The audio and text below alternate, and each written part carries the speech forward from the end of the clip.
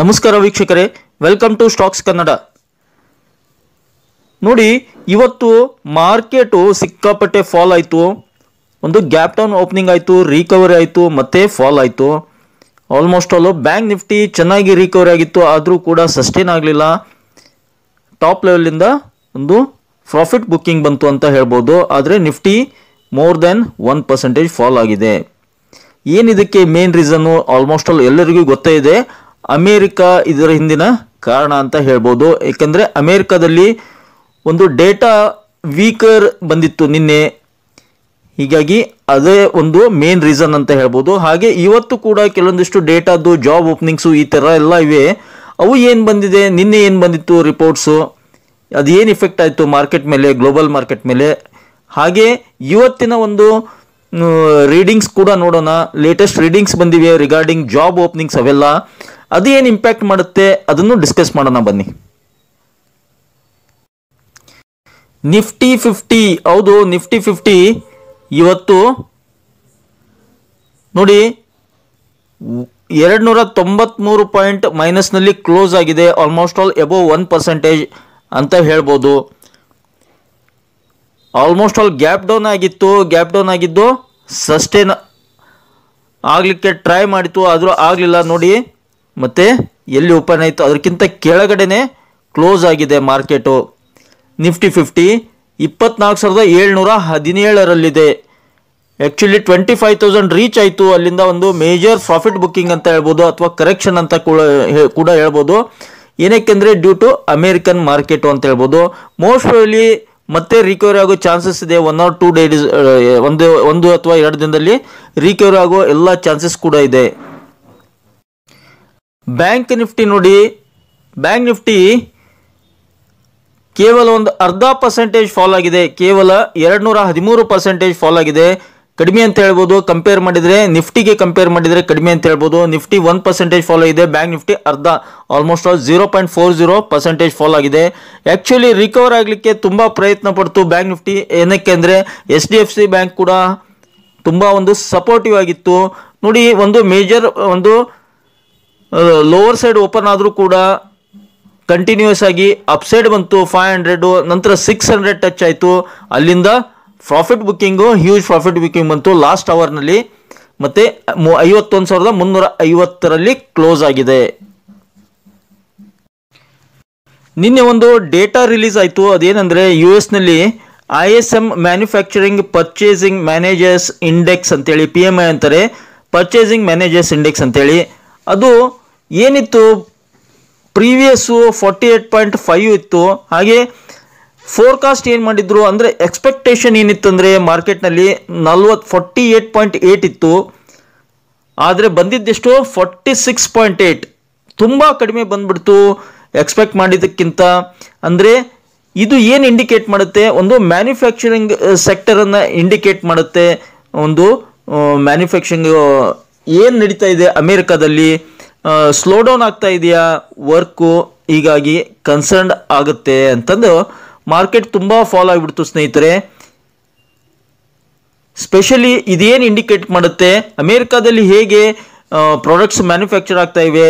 PMI index very important ಯಾವುದೇ ಒಂದು ಕಂಟ್ರಿಗೆ.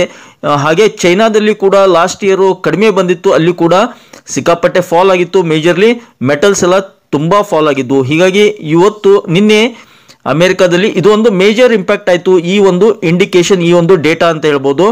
PMI data ಕಡಿಮೆ ಬಂದಿದ್ದಕ್ಕೆ ಮೇಜರ್ ಫಾಲ್ ಆಯಿತು. ಅಲ್ಲಿ ಫಾಲ್ ಆಗೋದಕ್ಕೆ ಇಂಡಿಯಾದಲ್ಲಿ ಕೂಡ ಫಾಲ್ ಆಯಿತು.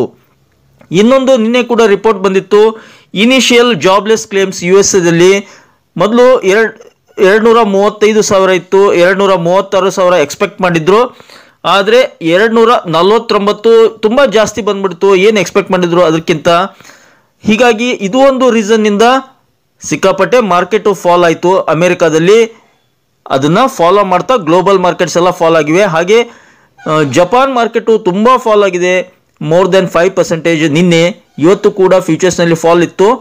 ಅಲ್ಲಿ ರೇಟ್ ಕಟ್ ಮಾಡಿಲ್ಲ, ಆದರೆ ರೇಟು ಜಾಸ್ತಿ ಮಾಡಿದ್ದಾರೆ. ಹೀಗಾಗಿ ಅದು ಒಂದು ಮೇಜರ್ ಕಾಸ್ ಆಗಿದೆ. ಮತ್ತು ಅಮೇರಿಕನ್ ಮಾರ್ಕೆಟು ಎರಡೂ ಒಂದು ಕಾಂಬಿನೇಷನಿಂದ ಜಪಾನ್ನಲ್ಲಿ ಸಿಕ್ಕಾಪಟ್ಟೆ ಫಾಲ್ ಆಗಿದೆ ಶೇರ್ ಮಾರ್ಕೆಟು. ಇವೆಲ್ಲ ಗ್ಲೋಬಲ್ ಕನ್ಸರ್ನಿಂದ ಏಷ್ಯನ್ ಮಾರ್ಕೆಟು ಫಾಲ್ ಆಗಿದ್ದು. ಹ್ಯಾಂಗ್ಸೆಂಗು, ಡಾಕ್ಸು ಅವೆಲ್ಲ, ಆಮೇಲೆ ಯುರೋಪಿಯನ್ ಮಾರ್ಕೆಟ್ಸ್ ಕೂಡ ಸಿಕ್ಕಾಪಟ್ಟೆ ಫಾಲ್ ಆಗಿದ್ದು ಸ್ನೇಹಿತರೆ. ಈ ಎಲ್ಲ ರೀಸನ್ಗಳಿಂದ ನಮ್ಮ ಇಂಡಿಯನ್ ಮಾರ್ಕೆಟ್ ಫಾಲ್ ಆಯಿತು. ಆಲ್ಮೋಸ್ಟ್ ಅಲ್ಲದು ಒಂದು ಪೀಕ್ನಲ್ಲಿತ್ತು, 25,000ದಲ್ಲಿತ್ತು ರೌಂಡ್ ಫಿಗರು. ಯಾವಾಗ ಜೂನ್ 4 ನಂತರ ಕಂಟಿನ್ಯೂ ಅಪ್ಸೈಡ್ ರ್ಯಾಲಿ ಕೊಡ್ತಾ ಬಂದಿತ್ತು. ನಾನು ನಿಮಗೆ ಚಾರ್ಟ್ನಲ್ಲಿ ಕೂಡ ತಿಳಿಸ್ತಾ ಇದ್ದೆ ನೋಡಿ, 4,500 ಪಾಯಿಂಟ್ ಅಪ್ಸೈಡ್ ಮೂವ್ ಆಗಿದೆ ಕೇವಲ 1.5 ತಿಂಗಳಲ್ಲಿ. ಯಾವಾಗ ಒಂದು ಚಿಕ್ಕ ಕಾರಣ ಸಿಕ್ಕರೆ ಸಾಕು ಮಾರ್ಕೆಟ್ ಫಾಲ್ ಆಗ್ಬೋದು ಅಂತೇಳಿ, ಆ ಒಂದು ರೀಸನ್ನಿಂದ ಮಾರ್ಕೆಟ್ ಇವತ್ತು ಫಾಲ್ ಆಯಿತು. ಆ್ಯಕ್ಚುಲಿ ಬ್ಯಾಂಕ್ ನಿಫ್ಟಿ ರಿಕವರ್ ಆಗಲಿಕ್ಕೆ ತುಂಬ ಪ್ರಯತ್ನ ಪಡ್ತು. ಹಾಗೆ ನೋಡಿದರೆ ಅಪ್ಸೈಡ್ ಪಾಸಿಟಿವ್ನಲ್ಲಿ ಕೂಡ ಕವರ್ ಆಗಿತ್ತು. Later on at the end of the day ಮತ್ತೆ ನೆಗೆಟಿವ್ನಲ್ಲಿ ಕ್ಲೋಸಿಂಗ್ ಸಿಕ್ತು ಸ್ನೇಹಿತರೆ. ಹಾಗೆ ಇವತ್ತು ಮತ್ತೆ ಅಮೇರಿಕಾದಲ್ಲಿ ಹೊಸ ಒಂದು ಕೆಲವೊಂದಿಷ್ಟು ಡೇಟಾ ರಿಲೀಸ್ ಮಾಡಿದ್ದಾರೆ. ಅವು ಏನು ನೋಡೋಣ. ಒಂದು ಅನ್ಎಂಪ್ಲಾಯ್ಮೆಂಟ್ ರೇಟ್ ಅದು US ನೋಡಿ. ಅಮೇರಿಕನ್ ಪೀಪಲ್, ನಾನು ನಿನ್ನೆ ಮೊದಲು ಹೇಳಿದ್ದೆ, ಮೊನ್ನೆ ಯಾವಾಗ ಫೆಡ್ ಮೀಟಿಂಗ್ ಇತ್ತು ಅವತ್ತು ರಾತ್ರಿ ಕೂಡ ಒಂದು ವಿಡಿಯೋ ಮಾಡಿ ನಿಮಗೆ ಅಪ್ಡೇಟ್ ಮಾಡಿದ್ದೆ. ಏನಂತ, ಫೆಡರಲ್ ರಿಸರ್ವ್ ಜೆರೋಮ್ ಪೊವೆಲ್ ಅವ್ರು ಏನು ಬಿಲೀವ್ ಮಾಡ್ತಾರೆ, ಅವ್ರು ಎದಕ್ಕೆ ಸ್ಟಿಕ್ ಆನ್ ಆಗಿದ್ದಾರೆ ಅಂದರೆ ಡೇಟಾ ಬೇಕು ಅಮೇರಿಕನ್ ಮಾರ್ಕೆಟ್ಗೆ, ಅಮೇರಿಕನ್ ಎಕಾನಮಿ. ದೇ ವಾಂಟ್ ಡೇಟಾನ ತುಂಬ ಬೆಲೆ ಕೊಡ್ತಾರೆ ಮತ್ತು ಸ್ಟ್ರಿಕ್ಟಾಗಿ ಒಂದು ಡೇಟಾವನ್ನು ಫಾಲೋ ಮಾಡ್ತಾರೆ. ಅವು ಕೂಡ ಹಾನೆಸ್ಟಾಗಿ ಡೇಟಾ ಬರ್ತಾ ಇವೆ ಅಲ್ಲಿ ನೋಡಿ. 4.1 ಪ್ರೀವಿಯಸ್ ಇತ್ತು. ಹಾಗೆ ಫೋರ್ಕಾಸ್ಟ್ ಎಷ್ಟು ಮಾಡಿದ್ರು 4.1. ಇವತ್ತಿಂದು ಲೇಟೆಸ್ಟ್ ಇದು 4.3 ಬಂದಿದೆ. ಸ್ವಲ್ಪ ಜಾಬ್ಲೆಸ್, ಇದು ಒಂದು ಕನ್ಸರ್ನ್ ಆಗಿತ್ತು. ಓಕೆ, ಆದರೆ ಇವತ್ತಿನ ಒಂದು ಮಾರ್ಕೆಟ್ಗೆ, ಅಮೇರಿಕನ್ ಮಾರ್ಕೆಟ್ಗೆ ಒಂದು ಪಾಸಿಟಿವ್ ಸೆಂಟಿಮೆಂಟ್ ಕ್ರಿಯೇಟ್ ಮಾಡಿರ್ತಕ್ಕಂಥ ಈ ಡೇಟಾ ನೋಡಿ. ನಾನ್ ಫಾರ್ಮ್ ಪೇರೋಲ್ಸ್ ಓಕೆ 179 ಇತ್ತು ಪ್ರೀವಿಯಸ್ಸು, 176 ಫೋರ್ಕಾಸ್ಟ್ ಮಾಡಿದ್ರು ನೋಡಿ. 114 ಬಂದಿದೆ. ಅಂದರೆ ಇದು ಪಾಸಿಟಿವ್ ಫಾರ್ ಅಮೇರಿಕನ್ ಮಾರ್ಕೆಟ್ಸ್ ಅಂತ ಕನ್ಸಿಡರ್ ಮಾಡ್ತಾರೆ. ಅಂದರೆ ಫೇರ್ ಜಾಬ್ಸ್ ಓಪನಿಂಗ್ಸು, ಜಾಬ್ ಓಪನಿಂಗ್ಸ್ ಚೆನ್ನಾಗಿದೆ ಓಕೆ ಅಂತ. ಲೇಬರ್ ಮಾರ್ಕೆಟ್ ಕೂಡ ಇಂಪ್ರೂವ್ ಆಗಿದೆ ಅಂತ ಇದು ಇಂಡಿಕೇಟ್ ಮಾಡುತ್ತೆ. ಹೀಗಾಗಿ ಜಾಸ್ತಿ ಫಾಲ್ ಆಗಿತ್ತು ಫ್ಯೂಚರ್ಸು ಅಮೇರಿಕನ್ ಮಾರ್ಕೆಟು, ಸ್ವಲ್ಪ ಇವಾಗ ರಿಕವರ್ ಆಗ್ತಿದೆ. ನೋಡೋಣ ಅದು ಏನಂತ.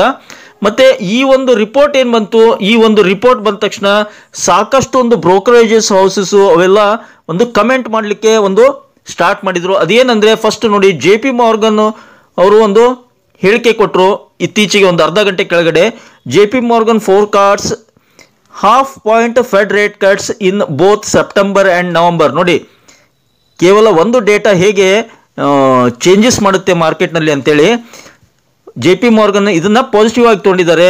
ಯಾವಾಗ ಈಗ ಒಂದು ಜಾಬ್ಲೆಸ್ ಕ್ಲೇಮ್ಸ್ ತೋರಿಸಿದ್ನಲ್ಲ, ಅದು ಆ ರಿಪೋರ್ಟು, ಆ ಡೇಟಾನ ಪರವಾಗಿಲ್ಲ, ಫೇರ್ ಜಾಬು ಕನ್ಸರ್ನ್ ಇದೆ ಅಮೇರಿಕಾದಲ್ಲಿ ಅಂತಂದ್ಬಿಟ್ಟು ಸೆಪ್ಟೆಂಬರ್ ಮತ್ತು ನವಂಬರ್ನಲ್ಲಿ ಫೆಡ್ ಅವರು 30 ಬೇಸಿಸ್ ಪಾಯಿಂಟ್ 50 ಬೇಸಿಸ್ ಪಾಯಿಂಟ್ಸನ್ನು ಕಟ್ ಆಫ್ ಮಾಡ್ತಾರೆ ಅಂತ ಹೇಳಿದ್ರೆ, ಅದಕ್ಕೂ ಮುಂದುವರೆದು ಸಿಟಿ ಗ್ರೂಪ್ನವ್ರು ಏನು ಹೇಳಿದ್ದಾರೆ, ಅವರು ಕೂಡ ಈಗ ಅರ್ಧ ಗಂಟೆ ಕೆಳಗಡೆ ರಿಲೀಸ್ ಮಾಡಿದ್ದಾರೆ ಪ್ರೆಸ್ನಲ್ಲಿ.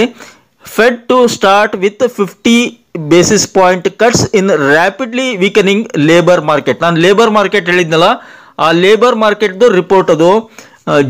ಅಂದರೆ ಫೇರ್ ಜಾಬ್ಸ್ ಬಂದಿವೆ, ಜಾಬ್ ಇಲ್ಲದೆ ಇರೋರು ಕಡಿಮೆ ಇದೆ, ಆ ಥರ ಎಲ್ಲ ಇಂಡಿಕೇಟ್ ಮಾಡುತ್ತೆ ಲೇಬರ್ ಮಾರ್ಕೆಟ್ ಇಂಪ್ರೂವ್ ಆಗಿದೆ ಅಂತ. ಇದನ್ನು ಫೆಡರಲ್ ರಿಸರ್ವ್ ಅವರು ತುಂಬ ಒಂದು ಕನ್ಸಿಡರ್ ಮಾಡ್ತಾರೆ. ಇವೆಲ್ಲ ಫ್ಯಾಕ್ಟರ್ ಇನ್ಕ್ಲೂಡ್ ಆಗ್ತವೆ ನೋಡಿ. ಲೇಬರ್ ಮಾರ್ಕೆಟ್ ಆಗಿರ್ಬೋದು, ಪೇ ರೋಲ್ಸ್ ಆಗಿರ್ಬೋದು, ಹಾಗೆ ಇನ್ಫ್ಲೇಷನ್ನು, ಇವೆಲ್ಲ ಸೇರಿ ಕೇವಲ ಒಂದನ್ನೇ ಮಾತ್ರ ಕನ್ಸಿಡರ್ ಮಾಡಲ್ಲ, ಸಾಕಷ್ಟು ಡೇಟಾಗಳನ್ನು ಕನ್ಸಿಡರ್ ಮಾಡಿಬಿಟ್ಟು ಒಂದು ರೇಟ್ ಕಟ್ ಮಾಡಬೇಕಾ ಬೇಡವಾ ಡಿಸಿಷನ್ ತೊಗೊಂಡಿದ್ರು. ಇದು ಒಂದು ಓಕೆ ಪ್ಲಸ್ ಫಾರ್ ಮಾರ್ಕೆಟ್ ಅಂತ ಕನ್ಸಿಡರ್ ಮಾಡ್ಬೋದು ಅಮೇರಿಕನ್ ಮಾರ್ಕೆಟ್ಗೆ. ಹಾಗೆ ಅದು ಫ್ಯೂಚರ್ಸು, ಇದು ಡೌ ಜೋನ್ಸ್ ಏನಿದೆ ಅದೆಲ್ಲ ನೋಡೋಣ ಬನ್ನಿ. ಪ್ರೆಸೆಂಟ್ ಇವಾಗ ನಾನು ನೋಡಿದಾಗ 1 ಗಂಟೆ ಕೆಳಗಡೆ ಆಲ್ಮೋಸ್ಟ್ ಆಲ್ ಒಂದು 900 ಪಾಯಿಂಟ್ಸ್ ನೆಗೆಟಿವ್ನಲ್ಲಿತ್ತು. ಡೌ ಜೋನ್ಸ್ ನೋಡಿ ಪ್ರೆಸೆಂಟ್ ಇವಾಗ 730 ಪಾಯಿಂಟ್ ನೆಗೆಟಿವ್ನಲ್ಲಿದೆ. ಆಲ್ಮೋಸ್ಟ್ ಅಲ್ಲೂ 1.81% ನೆಗೆಟಿವ್ನಲ್ಲಿದೆ. 39,617ರಲ್ಲಿದೆ. ಈಗ 1 ಗಂಟೆ ಕೆಳಗಡೆ ಆಲ್ಮೋಸ್ಟ್ ಆಲ್ 900 ಪಾಯಿಂಟ್ ನೆಗೆಟಿವ್ನಲ್ಲಿತ್ತು. ಆಲ್ಮೋಸ್ಟ್ ಆಲ್ ರಿಕವರ್ ಆಗಿದೆ, ಒಂದು 150 ಪಾಯಿಂಟ್ ಅಂತ ಹೇಳ್ಬೋದು. ಹಾಗೆ S&P 500 101 ಪಾಯಿಂಟ್ ನೆಗೆಟಿವ್ನಲ್ಲಿದೆ. Almost all 1.88%. ಅದು ಕೂಡ 140, 125, 130 ಪಾಯಿಂಟ್ ಡೌನ್ ಇತ್ತು, ರಿಕವರ್ ಆಗಿದೆ ಇವಾಗ ಪ್ರೆಸೆಂಟ್ ಅಂತ ಹೇಳ್ಬೋದು. ನಸ್ಡಾಕು ಆಲ್ಮೋಸ್ಟ್ ಆಲ್ 450 ಪಾಯಿಂಟ್ ನೆಗೆಟಿವ್ನಲ್ಲಿತ್ತು, ಅದು ಕೂಡ ರಿಕವರ್ ಆಗಿದೆ. ಪರವಾಗಿಲ್ಲ 384ರಲ್ಲಿ ಮೈನಸ್ನಲ್ಲಿದೆ. ಆದರೆ ಇದು ರಿಕವರ್ ಆಗುತ್ತಾ ಇಲ್ವಾ ಡೌಟು. ಲೇಟ್ ನೈಟ್ ನೋಡಬೇಕು. ಲೇಟ್ ನೈಟ್ ಏನಾದರೂ ರಿಕವರ್ ಆಯ್ತಂದರೆ ನಮ್ಮ SGX ನಿಫ್ಟಿಯಲ್ಲಿ ಕೂಡ ಇಂಪ್ರೂವ್ ಆಗುತ್ತೆ. ಅದರ್ವೈಸ್ SGX ನಿಫ್ಟಿ ಕೂಡ ಇದನ್ನೇ ಫಾಲೋ ಮಾಡ್ತಾ ಇರುತ್ತೆ. ನಾವಷ್ಟೇ ಅಲ್ಲ, ಗ್ಲೋಬಲ್ ಮಾರ್ಕೆಟ್ ಕೂಡ ಆಲ್ಮೋಸ್ಟ್ ಆಲ್ ಸಾಕಷ್ಟು ಕಂಟ್ರಿಗಳ ಒಂದು ಶೇರ್ ಮಾರ್ಕೆಟ್ಸು ಅಮೇರಿಕನ್ ಮಾರ್ಕೆಟನ್ನು ವಾಚ್ ಮಾಡ್ತಾ ಇರ್ತವೆ. ಅಲ್ಲಿ ಹೇಗೆ ಆಕ್ಟಿವಿಟೀಸ್ ಆಗುತ್ತೆ ಅದನ್ನೇ ಫಾಲೋ ಮಾಡ್ತಾ ಇರ್ತವೆ. ಇನ್ನೊಂದು ಇಂಪಾರ್ಟೆಂಟ್ ನೋಡಿ, ವಿಕ್ಸ್ ತೋರಿಸ್ತೀನಿ. S&P 500 ವಿಕ್ಸು, ಇದನ್ನು ನೋಡಿದರೆ ಡೌಟ್ ಇದೆ ನನಗೆ, ರಿಕವರಿ ಆಗಲ್ಲ ಅನಿಸುತ್ತೆ. ಯಾಕೆಂದರೆ ನೋಡಿ 35% ಅಪ್ನಲ್ಲಿದೆ ವಿಕ್ಸ್. ಇದು ಏನು ಇಂಡಿಕೇಟ್ ಮಾಡುತ್ತೆ, ಫಾಲ್ ಆಗ್ಬೋದು ಅಂತ ಇಂಡಿಕೇಟ್. ನೋಡಿ 35% ಅಪ್ಸೈಡ್ ಅಂದರೆ ಸಿಕ್ಕಾಪಟ್ಟೆ ಆಯಿತು. ಇವತ್ತು ಇಂಡಿಯಾದ್ದು ವಿಕ್ಸ್ ಎಷ್ಟಿತ್ತು, ಇಂಡಿಯನ್ ವಿಕ್ಕು ಆಲ್ಮೋಸ್ಟ್ ಒಂದು 5% ಅಪ್ಸೈಡ್ ಇತ್ತು. ನಿನ್ನೆ ಅಮೇರಿಕನ್ S&P 500 ವಿಕ್ಸ್ ಎಷ್ಟಿತ್ತು ಅಂದರೆ 20% ಅಪ್ಸೈಡ್ ಇತ್ತು. ಇವತ್ತು ಅದಕ್ಕಿಂತ ಜಾಸ್ತಿ ಇದೆ, 35% ಅಪ್ಸೈಡ್ನಲ್ಲಿದೆ. ಅಂದರೆ ಮೋಸ್ಟ್ ಪ್ರಾಬಬ್ಲಿ ಇನ್ನೂ ಫಾಲ್ ಆಗ್ಬೋದು ಅಂತ ಇದನ್ನು ನೋಡಿದರೆ ಅನಿಸುತ್ತೆ ನನಗೆ. ವಿಕ್ಸ್ ನೋಡಿದರೆ, ಯಾಕಂದರೆ ತುಂಬ ವೊಲಟೈಲಿಟಿ ಬರ್ಬೋದು, ಒಂದು ಇಲ್ಲ ಫಾಲ್ ಆಗ್ಬೋದು. ರಿಕವರಿ ಆಗೋದು ಇವತ್ತಿನ ಮಟ್ಟಿಗೆ doubt. Most probably Monday announce ಮತ್ತು ರಿಕವರಿ ಆಗೋ ಚಾನ್ಸಸ್ ಇರುತ್ತೆ. ಅದಕ್ಕೆ ಯಾರಾದರೂ ಒಬ್ಬರು ಹೇಳಿಕೆ ಕೊಟ್ಟರೆ, ಓಪನಿಂಗ್ಸ್ ಚೆನ್ನಾಗಿದೆ, ಇವತ್ತಿನ ಡೇಟಾ ಪರವಾಗಿಲ್ಲ ಅನ್ಬೋದು. ಅಮೇರಿಕನ್ ಡೇಟಾ ಇವತ್ತಿಂದು ಲೇಬರ್ ಮಾರ್ಕೆಟ್ ಡೇಟಾ ಚೆನ್ನಾಗಿ ಬಂದಿದೆ. ಅದನ್ನು ಏನಾದರೂ ಕನ್ಸಿಡರ್ ಮಾಡಿದರೆ ರಿಕವರಿ ಆಗ್ಬೋದು, ಅಥವಾ ನಿನ್ನೆದು ಏನಾದರೂ ಡೇಟಾ ಕನ್ಸಿಡರ್ ಮಾಡಿದರೆ ಫಾಲ್ ಆಗ್ಬೋದು ಸ್ನೇಹಿತರೆ. ಇನ್ನು SGX ನಿಫ್ಟಿ ಎಷ್ಟಿದೆ ಪ್ರೆಸೆಂಟ್ ನೋಡೋಣ ಬನ್ನಿ. ನಿಮಗೆ ಜಪಾನ್ ಮಾರ್ಕೆಟ್ ಬಗ್ಗೆ ಹೇಳಿದ್ದೆ ನೋಡಿ, ಎಷ್ಟು ಫಾಲ್ ಆಗಿದೆ ಜಪಾನ್ ಮಾರ್ಕೆಟು. ನಿಕಾಯ್ ಓಕೆ ಸಿ 5.5% ಫಾಲ್ ಆಗಿದೆ. 2000ಕ್ಕಿಂತಲೂ ಜಾಸ್ತಿ ಪಾಯಿಂಟ್ಸು ಫಾಲ್ ಆಗಿದೆ. ಇಲ್ಲಿ ಜಪಾನ್ನಲ್ಲಿ Nikkei Japan market huge fall ಆಗಿದೆ. ಅದನ್ನೇ ಇದಕ್ಕೆ ಎರಡು ಕಾರಣ ಇದೆ. ಒಂದು, ಜಪಾನ್ನಲ್ಲಿ ಒಂದು ಬ್ಯಾಂಕ್ ಆಫ್ ಜಪಾನು ರೇಟ್ಸ್ ಜಾಸ್ತಿ ಮಾಡಿದ್ರು, ಹಾಗೆ ದಟ್ ಈಸ್ ಒನ್ ರೀಸನ್. ಇನ್ನೊಂದು ರೀಸನ್ ಏನಂದರೆ ಅಮೇರಿಕನ್ ಮಾರ್ಕೆಟ್ ಫಾಲ್ ಆಗಿದ್ದು ಕೂಡ. ಇವೆರಡು ರೀಸನ್ನಿಂದ ಜಪಾನ್ನಲ್ಲಿ ಇವತ್ತು more than 5% ಫಾಲ್ ಆಗಿದೆ. ಮತ್ತು ನೋಡಿ ಸೌತ್ ಆಫ್ರಿಕಾ, ಅದು ಕೂಡ ಆಲ್ಮೋಸ್ಟ್ ಆಲು 1200 ಪಾಯಿಂಟ್ ಫಾಲ್ ಆಗಿದೆ. ಸಾಕಷ್ಟು ಕಂಟ್ರೀಸ್ಗಳು ಎಲ್ಲ ನೆಗೆಟಿವ್ನಲ್ಲಿದೆ ನೋಡಿ. ಯುನೈಟೆಡ್ ಕಿಂಗ್ಡಮ್ ಮಾರ್ಕೆಟ್ ಕೂಡ ಫಾಲ್ ಆಗಿದೆ. FTC euro stocks European market ಕೂಡ ಫಾಲ್ ಆಗಿದೆ. ಹೀಗಾಗಿ ಡಾಕ್ಸ್ ನೋಡಿ, ಡಾಕ್ಸು ಯುರೋಪಿಯನ್ ಮಾರ್ಕೆಟ್ಸ್ ಇವೆಲ್ಲ ಇದು ಕೂಡ 2.5% ಫಾಲ್ ಆಗಿದೆ. ಪ್ರೆಸೆಂಟ್ ಇವಾಗ ರನ್ನಿಂಗ್ ಇದು ಡಾಕ್ಸು, ಅದು ಕೂಡ ಫಾಲ್ ಆಗಿದೆ. SGX ನಿಫ್ಟಿ ಅಥವಾ ಗಿಫ್ಟ್ ನಿಫ್ಟಿ ನೋಡಿ 115 ಪಾಯಿಂಟ್ ಮೈನಸ್ನಲ್ಲಿದೆ. ಇವಾಗ 1 ಗಂಟೆ ಕೆಳಗಡೆ 140 150 ಪಾಯಿಂಟ್ ಮೈನಸ್ನಲ್ಲಿತ್ತು. ಪರವಾಗಿಲ್ಲ, ರಿಕವರಿ ಆಗಿದೆ ಅಂತ ಹೇಳ್ಬೋದು. ನೋಡೋಣ ಲೇಟ್ ನೈಟ್ ಹೇಗಾಗುತ್ತೆ ನಾಳೆಗೆ. ಅಮೇರಿಕನ್ ಮಾರ್ಕೆಟ್ ನೋಡಿದಾಗ ಬೆಳಗ್ಗೆ ಗೊತ್ತಾಗುತ್ತೆ ಎಷ್ಟರ ಮಟ್ಟಿಗೆ ರಿಕವರಿ ಆಗಿದೆ ಅಥವಾ ಏನಾದರೂ ಕರೆಕ್ಷನ್ ಆಗಿಬಿಟ್ಟು ಫಾಲ್ ಆಗಿದೆ ನೋಡಬೇಕು. ಆಲ್ಮೋಸ್ಟ್ ಆಲು ನಮ್ಮದು ಇಂಡಿಯನ್ ಮಾರ್ಕೆಟ್ ನೋಡಿದರೆ 24,800 ಮೇಜರ್ ಒಂದು ಸಪೋರ್ಟ್ ಇತ್ತು, ಅದನ್ನು ಹೋಲ್ಡ್ ಮಾಡಿಲ್ಲ. ಅದ್ರ ಕೆಳಗಡೆ ಬಂದುಬಿಟ್ಟು ಕ್ಲೋಸ್ ಆಗಿದೆ ನಿಫ್ಟಿ ಆ್ಯಕ್ಚುಲಿ. ಯಾಕೆಂದರೆ ಬ್ಯಾಂಕ್ ನಿಫ್ಟಿ ಸಸ್ಟೈನ್ ಆಗಲಿಕ್ಕೆ ಟ್ರೈ ಮಾಡ್ತು, ಆದರೆ ನಿಫ್ಟಿ ಸಪೋರ್ಟ್ ಮಾಡಲಿಲ್ಲ. ಮೋಸ್ಟ್ ಪ್ರಾಬಬ್ಲಿ ನೋಡೋಣ ಹೇಗಾಗನ್ಸುತ್ತೆ. ನಾಳೆ ಮಂಡೇದ್ದು ನಿಫ್ಟಿ ಮತ್ತು ಬ್ಯಾಂಕ್ ನಿಫ್ಟಿ ಬಗ್ಗೆ ವಿಡಿಯೋ ನಾಳೆ ಸಾಯಂಕಾಲ ಮಾಡ್ತೀನಿ ಸ್ನೇಹಿತರೆ. ಇದು ಒಂದು ಇವತ್ತಿನ ಒಂದು ರೀಸನ್ ಏನಿತ್ತಪ್ಪ ಮಾರ್ಕೆಟ್ ಫಾಲ್ ಆಗಲಿಕ್ಕೆ ಅನ್ನೋದಕ್ಕೋಸ್ಕರ ಈ ವಿಡಿಯೋ. ಇದಕ್ಕೆ ಮೇಜರ್ ಕಾಸ್ ಎಲ್ಲರಿಗೂ ಗೊತ್ತೇ ಆಗಿದೆ. ಇವಾಗ American market major cause, major reason ಅಂತ ಹೇಳ್ಬೋದು. ಅಲ್ಲಿ ಒಂದು ಡೇಟಾ ಏನು ನೆಗೆಟಿವ್ ಬಂದಿತ್ತು ಅದರಿಂದ ಫಾಲ್ ಆಗಿತ್ತು. ಇವತ್ತಲ್ಲಿ ಮಿಕ್ಸ್, ಒಂದು ಡೇಟಾ ನೆಗೆಟಿವ್ ಇದೆ, ಒಂದು ಪಾಸಿಟಿವ್ ತುಂಬ ಚೆನ್ನಾಗಿ ಬಂದಿದೆ ಲೇಬರ್ ಮಾರ್ಕೆಟ್ದು. ಅದರಿಂದ ರಿಕವರ್ ಆದರೆ ಪರವಾಗಿಲ್ಲ, ಇಲ್ಲ ಫಾಲ್ ಆಯ್ತಂದರೆ. ಹೀಗಾಗಿ ಸಾಕಷ್ಟು ಬ್ರೋಕರೇಜಸ್ ಕಂಪ್ನಿಗಳು ಕೂಡ ಸ್ಟ್ಯಾಂಡರ್ಡ್, JP Morgan, ಸಿಟಿ ಆಗಿರುವವರೆಲ್ಲ ಏನು ಹೇಳ್ತಿದ್ದಾರೆ, ಸೆಪ್ಟೆಂಬರ್ ಮತ್ತು ನವಂಬರ್ನಲ್ಲಿ ವರ್ಷದ 2 ಸಲ ಈ ಸಲ ರೇಟ್ ಕಟ್ ಮಾಡಿಸ್ತಾರೆ ಫೆಡ್ಡು ಅಂತ ಒಂದು ಎಕ್ಸ್ಪೆಕ್ಟೇಷನ್ ಮಾಡ್ತಾ ಇದ್ದಾರೆ. ಆ ಒಂದು ಹೇಳಿಕೆ ಮುಖಾಂತರ ಏನಾದರೂ ಮಾರ್ಕೆಟ್ ರಿಕವರಿ ಆದರೆ ಆಗ್ಬೋದು. ಅಂದರೆ ಬ್ರೋಕರೇಜಸ್ ಏನು ಎಕ್ಸ್ಪೆಕ್ಟ್ ಮಾಡ್ತಾ ಇದ್ದಾರೆ ರೇಟ್ ಕಟ್ ಅಂತ ಒಬ್ಬರ ನಂತರ ಒಬ್ಬರು ಹೇಳ್ತಾ ಇದ್ದಾರೆ ಆಗ್ಬೋದು ಅಂತ, ಅದನ್ನು ಕನ್ಸಿಡರ್ ಮಾಡಿದರೆ ಮಾರ್ಕೆಟ್ ರಿಕವರಿ ಆಗ್ಬೋದು. ಅದರ್ವೈಸ್ ಸೆಂಟಿಮೆಂಟ್ ನೆಗೆಟಿವ್ ಇದೆ, ನೋಡಬೇಕು ಏನಾಗುತ್ತೆ. ಮಂಡ್ಯದ್ದು ಮಾರ್ಕೆಟ್ ಬಗ್ಗೆ ಒಂದು ಮಾಹಿತಿ ನಾಳೆ ಸಾಯಂಕಾಲ ಕೊಡೋಣ ಸ್ನೇಹಿತರೆ. ಹಾಗೆ ಮಾರುತಿ ಸುಜುಕಿ ಸಿಕ್ಕಾಪಟ್ಟೆ ಫಾಲ್ ಆಗಿತ್ತು 13,000 ನಂತರ. ಅದಕ್ಕೆ major cause Japan market. Okay ಸ್ನೇಹಿತರೆ, ಐ ಹೋಪ್ ಈ ಒಂದು ಮಾಹಿತಿ ನಿಮ್ಗೆ ಇಷ್ಟ ಆಗಿದೆ ಅಂದ್ಕೊಂಡಿದ್ದೀನಿ. ಇಷ್ಟ ಇದ್ದರೆ ಮತ್ತೆ ನೆಕ್ಸ್ಟ್ ಬೇಗ ಚಾನಲ್ಗೆ ಸಬ್ಸ್ಕ್ರೈಬ್ ಮಾಡಿ, ಹಾಗೆ ಕಮೆಂಟ್ ಬಾಕ್ಸ್ನಲ್ಲಿ ಕಮೆಂಟನ್ನು ಡ್ರಾಪ್ ಮಾಡ್ತಾ don't forget it the like button. Thank you friends, thank you all.